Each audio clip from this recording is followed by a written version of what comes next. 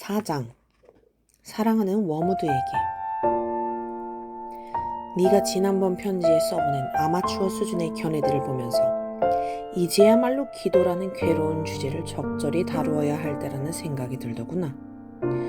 네 환자가 어머니를 위해 기도하는 건에 관한 내 충고가 유례없이 한심스러운 것으로 판명됐다고요?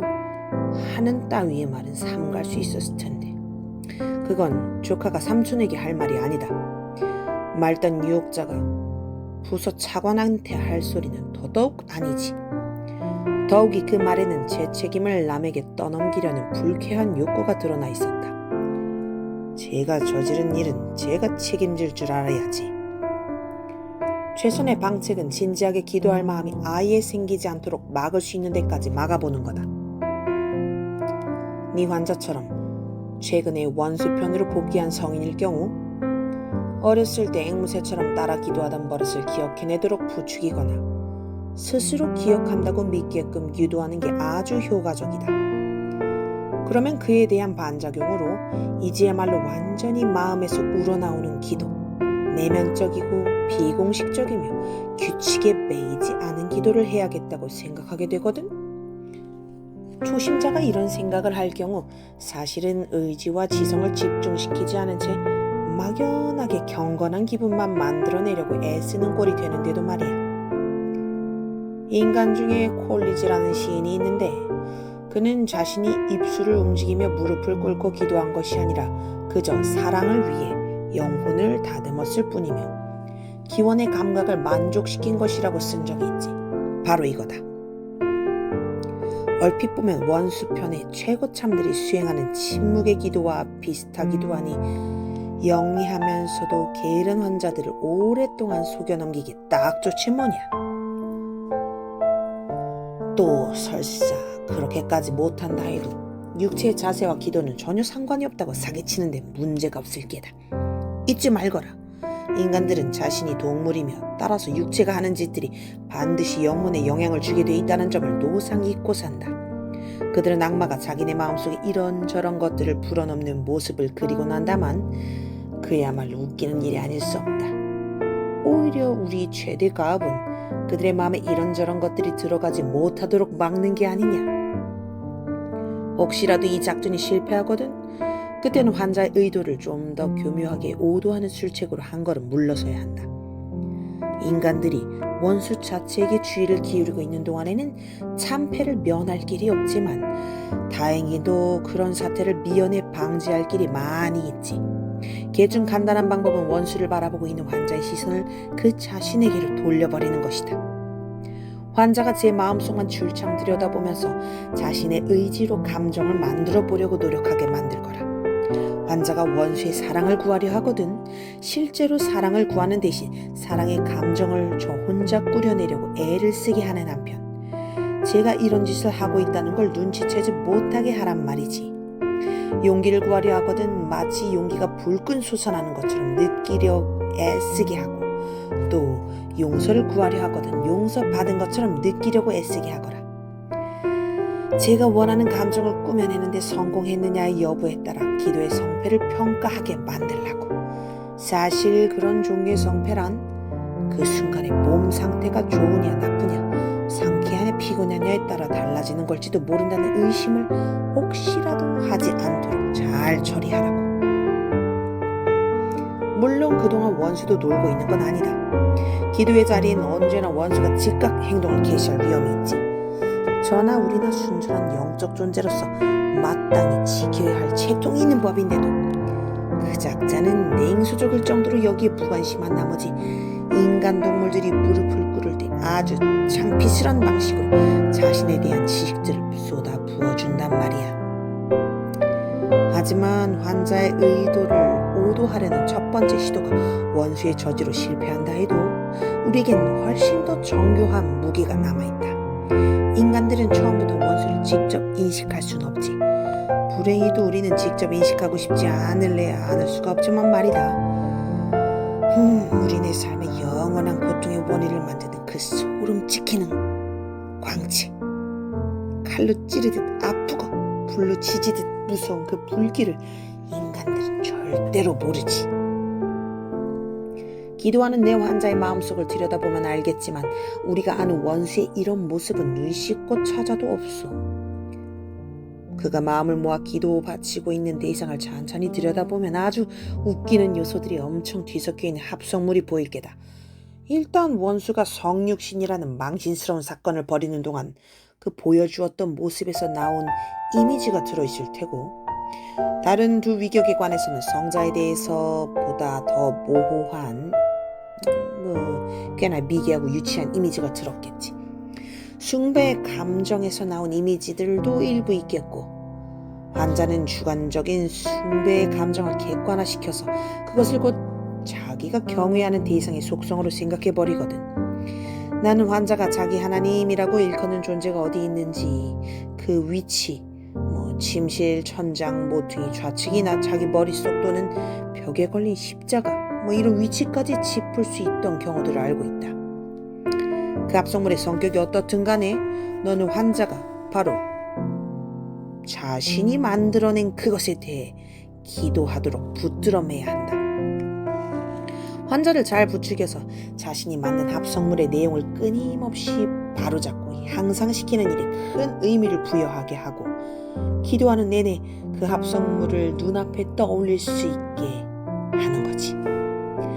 그런데 만에 하나 환자가 그 차이를 구별하게 되는 경우, 즉 내가 생각하는 당신이 아니라 하나님, 당신이 알고 계시는 당신을 향해 의식적으로 기도의 방향을 돌리게 되는 경우가 발생할 시에는 우리는 즉시 궁지에 빠지고 만다. 환자가 자신이 가지고 있던 생각과 이미지들을 모조리 내던져 버리기라도 한다면, 혹시 일부가 남는다 해도 그 생각과 이미지들이 주관적인 것에 지나지 않는다는 걸 전심으로 인정하는 가운데 눈에 보이지 않지만 분명히 그 방안, 자신의 곁에 실제로 존재하며 객관적으로는 외지하는 그 존재에게 자신을 맡겨버리기라도 할 때에는 그 이후의 일은 장담하기 정말 어렵다. 그러니까 진짜 벌거벗은 영혼으로 기도하는 상황을 피하려고 할 때 인간들도 사실은 자신이 생각하는 것만큼 이런 상황을 바라지 않는다는 사실을 알면 도움이 될 게다. 그런데 때로 그들이 기대하지 못했던 것을 얻을 수 있으니 너를 아끼는 삼촌 스크루테인. 5장. 사랑하는 워무드에게. 지난 편지에서 업무 진행 상황을 자세히 보고하길 기대했더니 뜬구름 잡는 장광설만 늘어놓아 좀 실망했다. 너는 유럽에 사는 인간들이 또 전쟁을 시작했다는 소식에 기뻐서 미치겠어요 라고 썼더구나. 네가 어떤 꼴일지 보지 않아도 훤하다. 하지만 넌 기뻐서 미칠 지경인 게 아니라 취한 것에 불과하다는 걸 알아야지. 환자가 잠 못 이루는 사연을 구구절절 균형 감각 없이 묘사한 네 글의 들뜬 분위기만 봐도 네가 지금 어떤 기분인지 상당히 정확히 축적할 수 있겠더라. 넌 우리가 수고의 대가로 받는 포도주, 그러니까 알고 있지? 인간의 영혼을 뒤흔드는 고뇌의 혼돈 말이다. 그것을 처음으로 맛보고 그만 취해버린 거야. 널 탓할 마음은 없다. 젊은 몸뚱아리에 늙은이의 머리가 달려있을 수는 없는 법이니까. 그래, 네가 보여준 공포스러운 미래상에 환자가 제대로 반응하더냐? 자기 연민이 가득 낀 시선으로 행복하던 시절을 돌아보도록 손을 잘 써뒀겠지? 그때 미세한 전율이 환자의 명치 끝을 차르르 훑어내리더냐? 물론 너는 네 바이올린을 곱게 연주해줬겠지? 그래. 그건 다 자연스러운 현상이야. 하지만 워무드, 의무가 쾌락에 앞선다는 점을 잊으면 안 된다. 이 순간 실컷 탐닉하다가 나중에 먹이를 놓치기라도 하는 날에는 네가 지금 처음 홀짝거리고 좋아하는 그 한 모금을 아쉬워하며 영원토록 목말라 하게 될걸. 반면 지금 여기에서 끈질기고 냉정하게 열심을 다함으로써 마침내 환자의 영혼을 안전하게 확보한다면 그는 영원히 네 것이 될 게다. 네가 원할 때마다 언제든지 들이킬 수 있는 술잔, 절망과 공포와 당혹감이 절철 넘치는 산 술잔이 되는 거지. 그러니 순간적인 흥분에 넋이 빠져 믿음을 갈아엎고 미덕의 싹을 잘라버리는 내 본분을 잊어서는 안 돼. 다음 편지에는 네 환자가 전쟁에 보인 반응을 잊지 말고 조목조목 빠짐없이 적어보내거라. 그래야 극단적인 애국지사로 만드는 게 좋을지 열성적인 평화주의자로 만드는 게 좋을지 판단할 수 있을 테니까. 대안은 얼마든지 널려 있어. 하지만 전쟁에서 너무 많은 것을 바르지 말라는 경고만큼은 일단 해둬야겠다. 물론 전쟁은 재미있는 사건이지. 바로 눈앞에서 펼쳐지는 인간들의 공포와 고통은 고군분투하는 우리네 수천만 일꾼들이 받아 마땅한 유쾌하기 짝이 없는 활력소다. 그러나 우리가 이런 기회를 이용해 그들의 영혼을 저 아래 계신 우리 사탄 아버지께 끌고 가지 못한다면 전쟁이 일어난들 어찌 항구적인 이득이 있겠다 하겠느냐. 인간들이 잠시 고통을 겪다가 결국은 우리 손에서 빠져나가는 걸 볼 때마다 마치 화려한 만찬의 첫 코스만 맛보고 나머지는 손도 못 대는 듯한 기분이 든다. 에이, 그럴 바에야 아예 처음부터 맛을 안 보는 편이 낫지. 저 생긴 대로 야만적인 전투 방식을 쓰는 원수는 지가 아끼는 인간들이 짧은 기간 불행을 겪는 모습을 우리에게 보여주는데 그건 오로지 우리를 감질나게 하고 괴롭히기 위해서야. 사실 위대한 투쟁의 현 단계에서는 원수가 그어놓은 봉쇄선의 위력이 상당히 크다. 그 작전은 봉쇄선 밖에서 우리가 겪는 이 끝없는 허기를 비웃으려고 그따위 짓을 한다고. 그러니 유럽 대륙에서 벌어지고 있는 이 전쟁을 어떻게 즐길까 생각할 게 아니라 어떻게 이용할까 그것을 궁리해보자꾸나.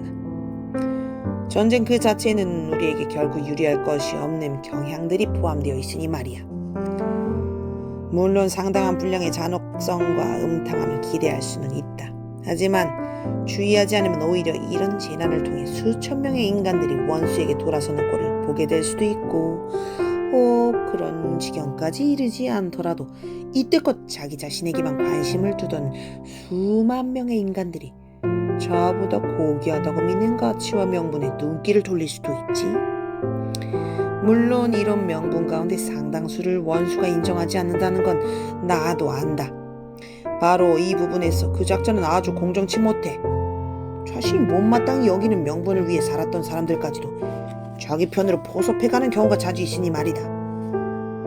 그것도 그 인간들이 명분을 선한 것으로 믿었으며 자신이 아는 한 최선의 길을 따랐다는 극악한 궤변을 근거로 내세우면서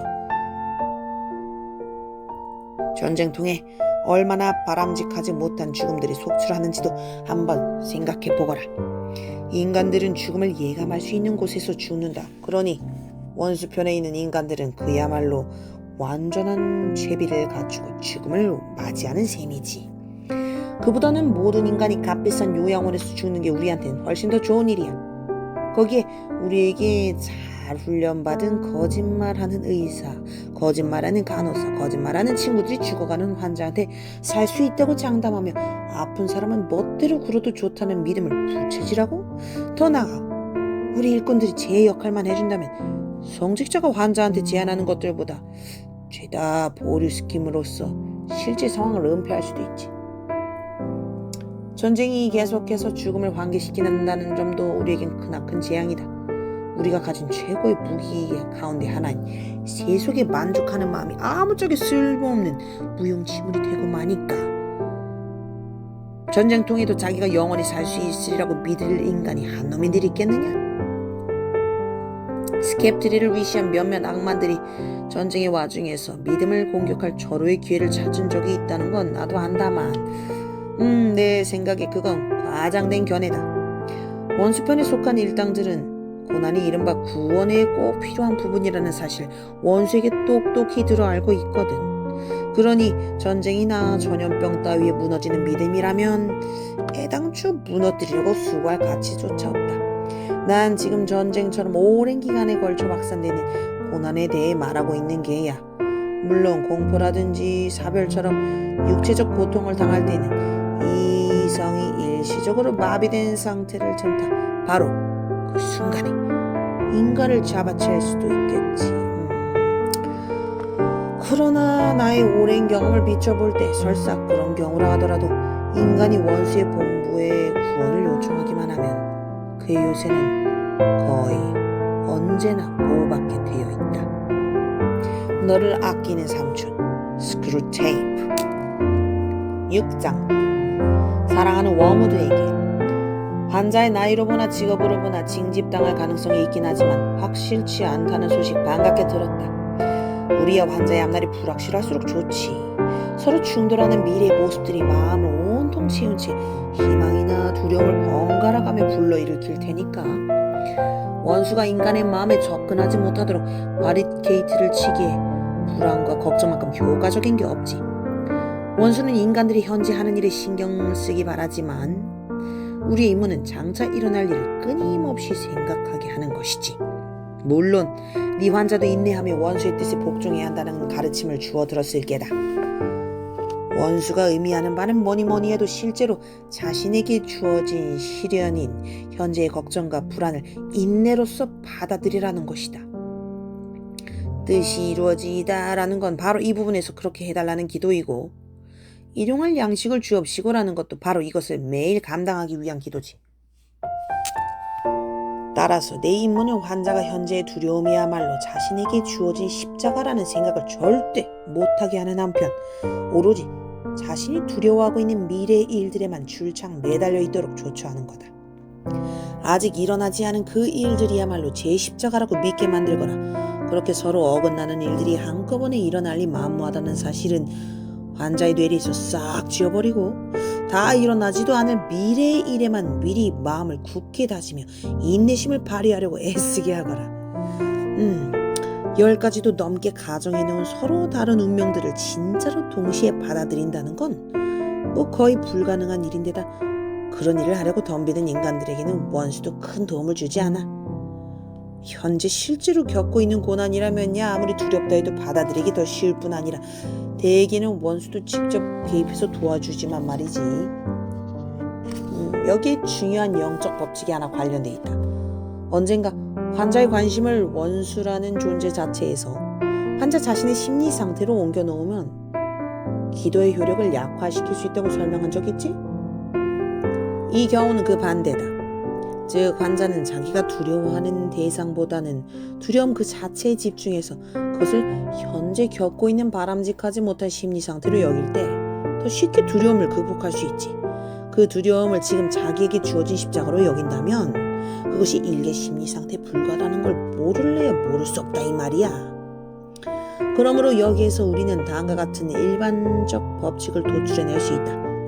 환자의 심리가 우리 목적에 도움이 되는 방향으로 작용할 시에는 아무런 자각 없는 대상 그 자체에 집중하도록 부추기되 원수에게 유리하게 작용할 시에는 자신의 심리 상태 그 자체만 관심을 쏟게 한다. 즉 환자가 모욕을 받았거나 여자의 육체에 눈길을 줄 때에는 관심을 외부에 붙들어매서 나는 지금 분노라고 부르는 상태에 들어서고 있다 라거나 나는 지금 정욕을 느끼고 있다 이런 생각을 못하게 해야 한다는 거지. 반대로 환자가 내 기분이 점점 경건해지고 있다거나 점점 더 자비로워지고 있다 그렇게 느낄 때는 관심을 내면에 붙들어매서 더 이상 자신을 넘어서거나 원수나 이웃들을 바라보지 못하게 해야 되는 거지. 환자가 전쟁에 대해 가지고 있는 일반적 태도에 관해서라면 증오의 감정이 너무 기대지 말도록 해라. 증오는 기독교인이건 반기독교인이건 정기 간행물을 통해 너나 없이 토론하기 좋아하는 주제지. 물론 범민에 빠진 환자를 부추겨서 독일 지도자들을 향한 복수심에 불을 지르는 것도 그런대로 괜찮은 일이긴 하다. 하지만 그런 감정은 대개 가상의 희생양을 향한 심파조의 공상적 증오가 되기 쉬워. 환자는 실제로 한 번도 이들을 만나본 적이 없지 않느냐? 그의 머릿속에 있는 독일 지도자들이라고 해봤자 신문 기사를 읽고 저 혼자 만들어낸 마네킹에 불과하다고. 그런 공상 속의 증오는 아주 맥 빠지는 결과를 낳는 경우가 잦은 데다가 특히 영국인들은 이 점에서 아주 구제불능의 졸장부들이다. 독일 놈들은 어떤 고문을 해도 시원치 않다고 큰 소리를 펑펑 치다가도 막상 상처 입은 독일 조종사가 뒷문으로 들어오면 얼른 차와 담배를 대접하는 안심스럽게 짝이 없는 족속이지. 네가 아무리 애를 써도 환자의 영혼엔 어느 정도의 악의와 함께 어느 정도의 선의가 있기 마련이다. 제일 좋은 방법은 매일 만나는 이웃들에게는 악의를 품게 하면서 멀리 떨어져 있는 미지의 사람들에게는 선의를 갖게 하는 거지. 그러면 악의는 완전히 실제적이게 되고 선의는 주로 상상의 차원에서 머무르게 되거든. 만약 환자가 제 어머니나 고용주나 기차에서 매일 만나는 사람 따위를 사랑하는 몹쓸 버릇을 기르게 된다면 독일군에 대한 증오를 아무리 기름을 퍼붓고 부채질 해봐자 전혀 쓸모없어. 네가 환자를 몇 개의 동심원으로 생각해보거라. 한가운데 의지가 있고 다음에 지성, 제일 바깥쪽에 공상이 있다. 모든 원에서 원수의 흔적을 일거에 쓸어버릴 수 없는 일이지. 하지만 미덕은 모조리 밖으로 밀어내서 공상의 원 안에 쳐넣고 바람직한 자질들을 몽땅 안으로 끌고 들어와 의지의 원 안에 모으는 작업은 해야 하는 거야. 인간의 미덕들이 우리에게 치명상을 입히려면 반드시 의지의 원에 도달해서 습관적으로 자리 잡아야 하지. 물론 내가 말하는 의지란 환자가 오해하는 것처럼 이런저런 결심을 해놓고 이를 악물고 콧김을 뿜어가며 안달복달 애쓰는 게 아니라 원수가 마음이라고 부르는 진짜 중심을 가리키는 거야. 이해하지? 자, 미덕들이 공상 속에서 아름답게 채색되고 지식인들의 인정을 받으며 어느 정도 사랑과 존경까지 끌어모은다 한들 그걸로 우리 아버지 집을 벗어날 수는 없다. 오히려 그런 미덕들을 가지고 지옥에 오는 인간들이야말로 훨씬 더 재미있는 구경감 아니겠냐. 너를 아끼는 삼촌 스크루테이프.